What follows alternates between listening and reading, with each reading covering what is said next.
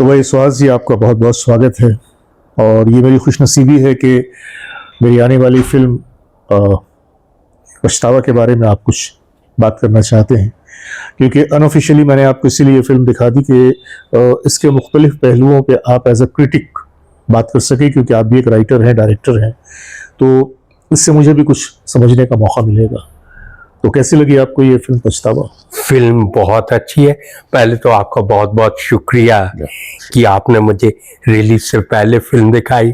Release से पहले ज्यादातर हम किताबें ही पढ़ा करते हैं। अनऑफिशियली मैंने इसलिए दिखा दिया कि क्योंकि आप इस फ्रेटर्निटी का एक हिस्सा हैं, तो मुझे कुछ इशारे मिल जाएंगे कि हाँ भाई, मैं जिस समत में जा रहा हूँ वो ठीक है या नहीं है, क्योंकि टॉपिक तो मैंने बहुत ही सेंसिटिव लिया है ना। मुझे इस बात पे तो कोई शक ही नहीं है कि जावेद जी कोई ऑफ द ट्रैक गए होंगे। जी, ये तो हमारे 9 साल का जी राब्ता भी है। एक बड़ी अजीब चीज होती है, जैसे इसका आपने नाम टाइटल रखा है पछतावा। जी, पछतावा कई बार तब भी नहीं होता अगर आप किसी से डिवोटेड है, जैसा इस फिल्म में हुआ है। जी, इनको पछतावा नहीं हुआ है दया को बिल्कुल भी कि इसने अडॉप्ट किया था। नहीं, ये दया के पछतावे के मुतालिक नहीं है, ये कहानी जो है मालूम उसके है, बेटे के पछतावे। मुझे वो पता है। हाँ, लेकिन पछतावा दया को भी हो सकता था। हाँ, अगर मेरा अपना बेटा होता तो मुझसे ज्यादा कनेक्टेड होता। जी, ये एक परवरिश, बहुत पुरानी पिक्चर थी, आई थिंक राज कपूर वगैरह की थी, उसमें भी था।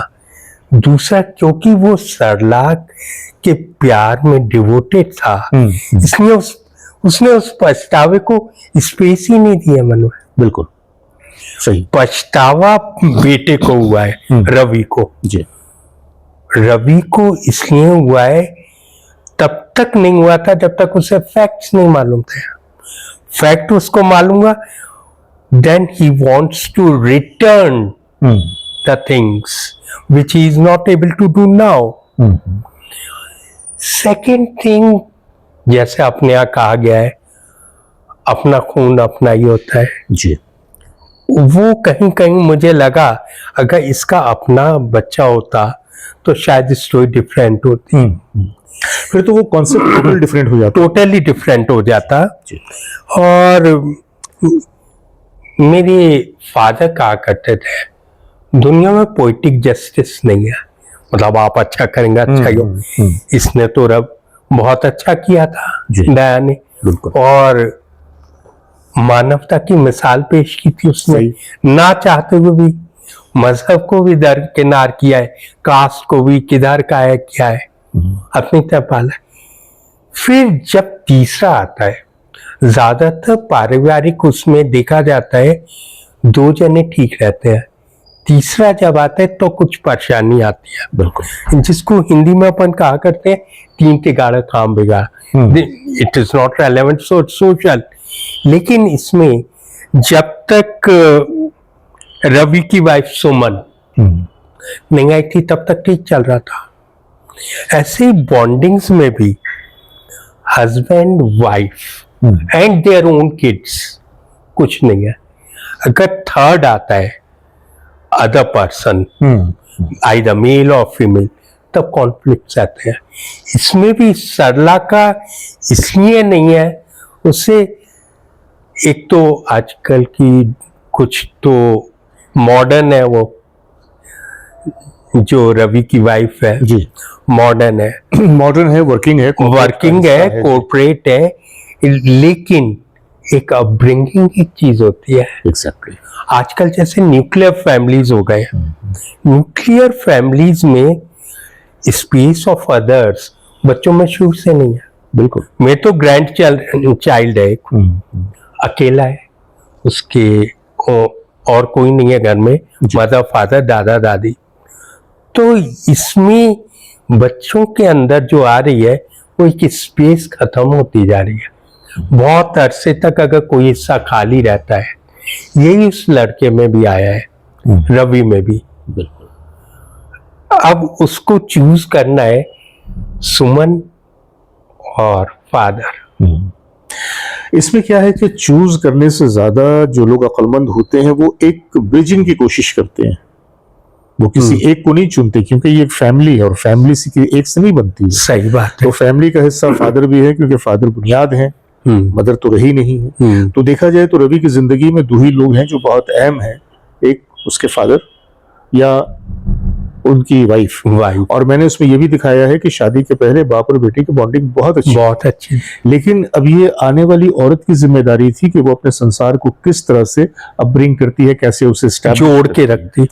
तो वहां पे उसने अपना संसार, मेरा घर मेरा शौहर, ये नीति अपनाई, और घर के जो बुजुर्ग थे, एक तरह से जो साया थे, उनको घर से बाहर निकलने के लिए मजबूर कर दिया। आपने एक जगह फिल्म में, कुछ जगह जब बच्चा छोटा था जी, दया का और सरला का, तो आपने कई सीन्स में ओवरलैपिंग लिया है। That is marvellous thing. Thank you. और नहीं तो ये ज्यादातर मैंने फ्लैशबैक में देखा है। आपने प्रेजेंट से लेके वो जो लिया है, दैट इज एक्चुअली मैं बहुत ही खुले मन के साथ इस बात का एतराफ कर रहा हूँ। मैंने अपने ऑडियंस को भी ये बताया है कि देखिए, मेरे सोर्सेज और मेरे रिसोर्सेज बहुत ही लिमिटेड है ना, और जो मैं ये फिल्में बनाता हूँ तो बिल्कुल अपने पॉकेट से बनाता हूँ। तो कई बार ऐसा होता है कि टेक्निकली हम जिस तरह से उसको एग्जीक्यूट करना चाहते हैं, हमारी बंदिशें हमें रोक देती हैं। तो इसलिए मैंने यहाँ पर ये टेक्निक अपनाई कि इस टेक्निक के जरिया लोगों को पूरी कहानी का पता चल जाए, और मैं जो कुछ दिखाना चाहता हूँ वो भी लोगों के सामने आ जाए। तो ऐसा मैंने दो जगहों पे किया, आपने देखा। This is a master thing. मैंने और किसी में नहीं देखा। जगहों पे मैंने नरेशन का भी इस्तेमाल किया है, ताकि मैं कहानी को नरेट करके मैं देखने वालों को बता सकूं कि एग्जैक्टली क्या हुआ है। मैं उस पे ही आ रहा कि वो था, कहानी में जर्क आ जाए। मैं उस पे ही आ रहा था कि आप स्टोरी टेलर की तरह भी किया है, फिल्म को भी किया है। Partially it is a story telling, जैसा हम थिएटर में करते हैं जी। Writer is sitting, fictional character सामने चल रहे हैं। बिल्कुल, ये कुछ ऐसे ही था। और ये मुझे इसमें नॉर्थ इंडियन टच ज्यादा लगा, क्योंकि इमोशंस की जो डेप्थ है वो नॉर्थ में ज्यादा है जी। नॉर्थ के जो ऑडियंस हैं उनके लिए इमोशंस बहुत ज्यादा होते हैं, and in films we have to exaggerate those things. In South we need not.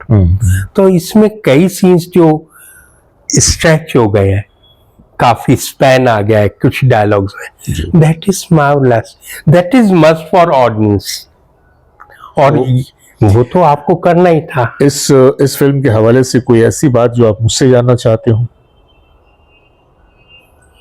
एक है, आदमी अपने पैशन के लिए करता सब कुछ है, लिमिटेड सोर्सेस के साथ। जी। आप भी और करेंगे, लेकिन कितने लोग कर पाते हैं? हाँ, ये सही है।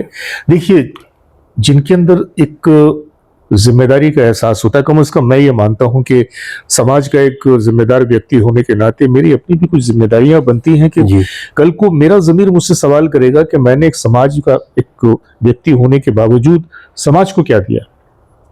तो समाज में उसकी हर तरह के, हर इंसान की भागीदारी अपने अपने तरीके से होती है। अब चूंकि मैं कलाकार हूं तो मेरी भागीदारी इसी तरह से हो सकती है कि मैं इस तरह की छोटी छोटी फिल्में बनाऊं, और उन फिल्मों के पीछे कॉन्सेप्ट होता है, एक पैगाम होता है जो मैं मुआशरे को, सोसाइटी को देना चाहता हूं। यही मेरी भागीदारी है। अब इसमें जहां तक सोर्सेज और रिसोर्सेज की बात है, तो चूंकि मैं कमर्शियली काम नहीं करता, मैं इसको बिल्कुल पर्सनली करता हूं, तो इसलिए इससे मुझे आमदनी करनी है या इस फिल्म को बहुत इससे पैसे कमाने हैं, मेरा ये भी नज़रिया नहीं रहा। मेरा नज़रिया सिर्फ ये है कि मैं जो ये पैगाम है इसे जहाँ तक, जितनी दूर तक मैं फैला सकता हूँ, और ये काम तो आप लोगों के हाथों में है कि आप इस फिल्म को देखें, सराहें, और इस पैगाम को अगर अच्छा लगे तो दूर तक पहुँचाएँ।